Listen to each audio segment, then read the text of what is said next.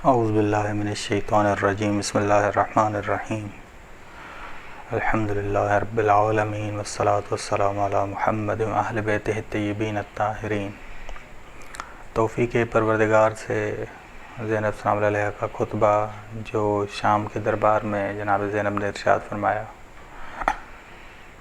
ایسے ہوا کہ جب یہ اسیروں کا قافلہ ایک رسی میں باندھا ہوا شام کے دربار میں آیا تو یزید نے امام حسین علیہ السلام کے سر کو اپنے سامنے رکھوایا اور سر اطہر کی بے حرمتی کرنے لگا۔ تو اس وقت فقامت زینب بنت علی، اس وقت زینب سلام اللہ علیہ اٹھیں، وقالت، اور خطبے کا آغاز کیا، فرمایا الحمدللہ رب العالمین، تمام تعریف خدا کے لیے ہے جو کائنات کا پروردگار ہے، اور صلی اللہ علی محمد و آلہ اجمعین، اور خدا درود بھیج محمد اور اس کی آل پہ، خدا درود بھیجتا ہے محمد اور اس کی پوری آل پر، صدق اللہ کذالک یقول۔ پھر قرآن کی سورہ روم کی آیت نمبر 10 پڑھی جناب زینب صلی اللہ علیہ نے کہ پھر ان لوگوں کی عاقبت انجام بہت برا ہے جنہوں نے آیات الہی کو جھٹلایا۔ آیات الہی کی تکذیب کے بعد، جھٹلانے کے بعد انسان آیات الہی کو قتل کرتا ہے، انبیاء کو قتل کرتا ہے، اوصیاء کو قتل کرتا ہے، ٹھیک، کہ انہوں نے جھٹلایا خدا کی آیات کو اور خدا کی آیات کا مذاق اڑایا۔ اس کے بعد مخاطب ہوئیں زینب سلام علیہ یزید سے کہ اذننت یا یزید، اے یزید تم نے یہ گمان کر دیا ہے کہ حیث اخذت علینا، کہ تو ہم پہ تنگ کر دے گا آسمان اور زمین، ایسی حرکتیں کر رہا ہے، سر اطہر امام حسین علیہ السلام کی بے حرمتی کر کے تو ایک بازار سے دوسری بازار ہمیں غلاموں اور کنیزوں اور قیدیوں کی مانند گھمایا جا رہا ہے، ہمیں ذلیل کر دے گا، یہ تمہارا باطل کیا گمان ہے، ہمیں مایوس کر دے گا، یہ باطل گمان ہے، یہ کہ ہم یہ تیری کوشش ہے کہ ہم خدا کے نزدیک رسوا ہو گئے اور تو کرامت پا گیا۔ ان ربک لعظیم، کہ تو یہ سمجھتا ہے کہ تیرے رب کے ہاں تیرا مقام بہت بلند ہے، خود تو نے کیا یہ گمان کیا کہ تو خود کو عظیم شمار کر رہا ہے، عظیم مقام پہ سمجھ رہا ہے، یہ باطل خیال ہے تیرا۔ تو جشن کا دن منا رہا ہے، تیری حکومت چند دن کی ہے، چند دن کی ہے، یہ حکومت ہمارا حق ہے، یہ حکومت ہمارا حق ہے، ذرا انتظار کرو۔ کیا خدا کے قول کو بھول چکے ہو کہ سورہ آل عمران کی یہ آیت پڑھی کہ کافر لوگ ہرگز خیال نہ کریں کہ ہم انہیں مہلت دیتے ہیں یا ان کے لیے بہتر ہے، صرف ہم ان کو مہلت دیتے ہیں تاکہ وہ گناہ زیادہ کریں۔ اندازہ لگائیں کہ شعر کی مانند گفتگو ہے زینب سلام علیہ کی، اور تربیت یافتہ انسان، کہ امام حسین علیہ السلام نے ان حضرات کی تربیت کی۔ امام حسن کی امامت کے دوران بھی امام تربیت کرتے رہے،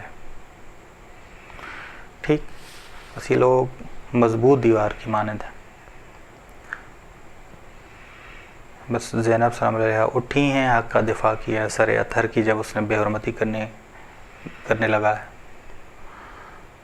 بس کیونکہ ان کا قیام جنت کی لالچ میں نہیں تھا، جہنم کے خوف میں نہیں تھا، بلکہ لکھا اللہ کے لیے قیام تھا۔ امام نے شروع سے مکے میں ارشاد فرمایا کہ جس کا وطن لکھا اللہ ہے وہ میرے ساتھ چلے، وہ میرے ساتھ چلے، بس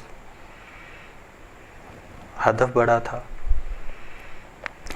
تھا، بس ان کے قیام سے تبھی ہم پڑھتے ہیں کہ اشہد انک قد اقمت الصلاۃ. حضرت امام حسین علیہ السلام فرماتے کہ میں گواہی دیتا ہوں کہ آپ نے نماز قائم کی، زکوٰۃ ادا کی، حج ادا کیا، عمرہ ادا کیا، روزہ ادا کیا، امر بالمعروف نہی عن المنکر ادا کیا. سب کچھ ان دین آپ نے بچایا، دین کو محفوظ آپ نے بنایا.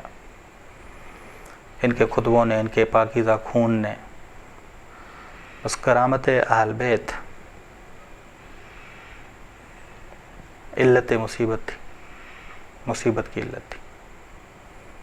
جس کی جتنی کرامت ہوتی ہے اس کی اتنی مصیبت بڑی ہو جاتی ہے.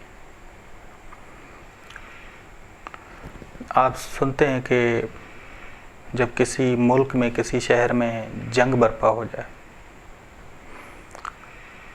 تو بہت سارے لوگ آوارہ ہو جاتے ہیں، بہت سارے لوگ دربدر ہو جاتے ہیں. شہر کے لوگ اگر آوارہ ہوں تو یہ بہت بڑی سختی ہے ان کے لیے، بہت بڑی مصیبت ہے. لیکن اگر صحرا نشین جو صحراؤں میں رہتے ہیں، جو صحراؤں میں رہتے ہیں اور ایک جگہ سے دوسری جگہ ہجرت کرتے ہیں، اگر وہ آوارہ ہو جائیں تو ان پہ اتنی مصیبت نہیں ہوتی. دونوں میں بڑا فرق ہے، دونوں میں بڑا فرق ہے. شہر میں رہنے والے اور صحراؤں میں رہنے والے دونوں آوارہ ہوں تو صحراؤں میں جو رہنے والے ہیں ان پہ اتنا اثر نہیں آتا جتنا اثر شہروں میں رہنے والے جو آوارہ ہو جاتے ہیں ان پہ اثر آتا ہے. بس صحرا نشینوں کے لیے سخت نہیں ہوتا غریب الوطن ہونا، لیکن جو ایک جگہ کریمانہ زندگی گزار رہے ہوں، غریب الوطن ہوں، ان کے لیے بہت بڑی مصیبت ہے. اور اس مصیبت میں خطبہ ارشاد فرمانا، حق کا دفاع کرنا، باطل کو خاموش کر دینا، قیدی بن کے شیر بننا، یہ کوئی آسان کام نہیں، یہ کوئی آسان کام نہیں ہے. مثال کے طور پر ہر ایک کی مصیبت اس کی کرامت کے اندازے کے لحاظ سے ہے. ایک پوری فیملی ہے، آپ دیکھتے ہیں کہ وہ دکان چلا رہی ہے، کبھی ان کا مرد ہے دکان چلانے میں، مرد کہیں گیا تو عورت دکان چلانے لگتی ہے. بس وہ عورت نامحرموں سے گفتگو کرتی ہے، اس کے لیے آسان ہوتا ہے. ان کی عورتیں بازار جاتی ہیں، سامان خرید کر آتی ہیں. جبکہ ان لوگوں کے لیے جن کی عورتیں اس طرح نہ ہوں، نامحرموں سے تعلق اور واسطہ نہ ہو، ان کی خریداری مرد کر کے آتے ہیں. بس ایسی عورتیں اگر شام کے بازار میں آئیں، شام کے دربار میں آئیں جہاں ہجوم مردوں کا، پاکیزہ عورتیں، اہل بیت علیہ السلام کی عورتیں،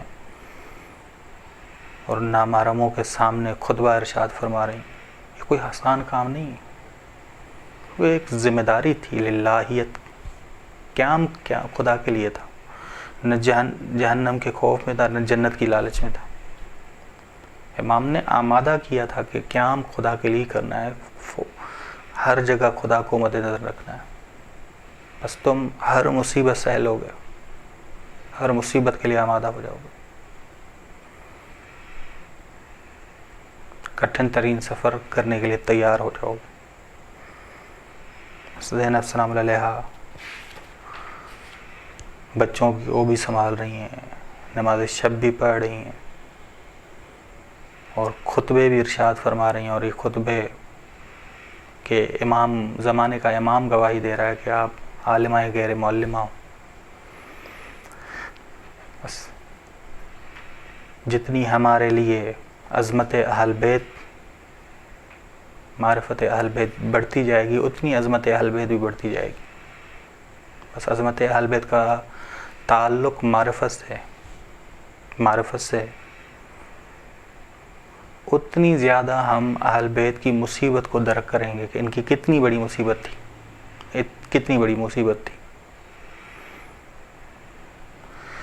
بس زینب صلی اللہ علیہ نے خطبہ آغاز ہی ایسی چیز سے کیا کہ ہم جیسے اگر احساساتی ہوتے تو صرف رونا شروع کر دیتے. رونا شروع کر دیتے ہیں. سامنے دیکھ رہی ہیں کہ سید شباب اہل الجنہ حسین منی وانا من حسین کے سر اطہر سے بے حرمتی کرنے لگا ہے. تو اٹھی ہیں زینب، فقامت زینب بنت علی، اٹھی ہیں زینب سلام علیہ اور شروعات توحید سے کی ہے. الحمدللہ رب العالمین صلی اللہ علی محمد و آلہ اجمعین. ایسی سیاست، ایسا کردار،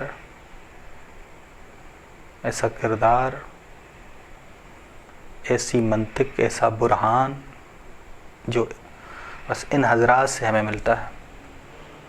ہم اپنا تعین کر سکتے ہیں، اپنا معاملے درست کر سکتے ہیں، ہماری مجالس کیسی ہوں، ہمارے مجالس کا بیان کیسا ہو، اس میں امر بالمعروف و نہی منکر ہو، یہ سارا کچھ ٹھیک ہو سکتا ہے. بس زینب سلام علیہ نے یہ کردار ادا کیا. سورہ روم کی آیت نمبر 26 پڑھی اور عاقبت بتائی سورہ روم کی آیت پڑھ کے. سیاست دیکھیں کہ شام میں قرآن پڑھا جاتا ہے. ایک جانب سے امام سجاد ہیں جو فضائل کی آیتیں پڑھ رہے ہیں کہ اہل بیت علیہ السلام کے فضائل قرآن سے ثابت کر رہے ہیں. دوسری جانب زینب سلام علیہ ہیں جو اپنے خطبے میں شام میں کون سی آیتیں پڑھ رہی ہیں؟ وہ آیتیں پڑھ رہی ہیں جو ظالموں کے متعلق ہیں، جن کا انجام برا ہے، جنہوں نے آیات الہی کو جھٹلایا، جنہوں نے آیات الہی کا مذاق اڑایا. اور ثابت کر رہی ہیں کہ ہم آیات الہی ہیں، امام حسین کا سر اطہر آیت الہی ہے، تو اس کی توہین کر رہا ہے، تو اس کا مذاق اڑا رہا ہے اور تیرا انجام بڑا برا ہے. تو یہ نہ سمجھ کہ تو کرامت والا ہو چکا ہے. یہاں بولا یحسبن الذین کفروا، ہرگز کافر لوگ خیال نہ کریں کہ خدا کہہ رہا ہے کہ سورہ ال عمران کی آیت کہ ہم انہیں مہلت دیتے ہیں تاکہ گناہ زیادہ کریں. تجھے مہلت ملی ہے، تیری حکومت ختم ہونے والی ہے، تیری زندگی ختم ہونے والی ہے. بس ایک جانب تولا فضیلت والی آیات امام سجاد علیہ السلام پڑھ رہے ہیں، دوسری جانب زینب سلام علیہ اس کو آیات قرآنی سے انجام، ظالموں کا انجام بتا رہی ہیں، آیات الہی کی تکذیب کرنے والوں کا انجام بتا رہی ہیں، کافر لوگوں کا انجام بتا رہی ہیں. بہت ہی اہم ہے ان چیزوں کو سمجھنا تاکہ کربلا ہمیں صحیح طور پہ سمجھ آئے.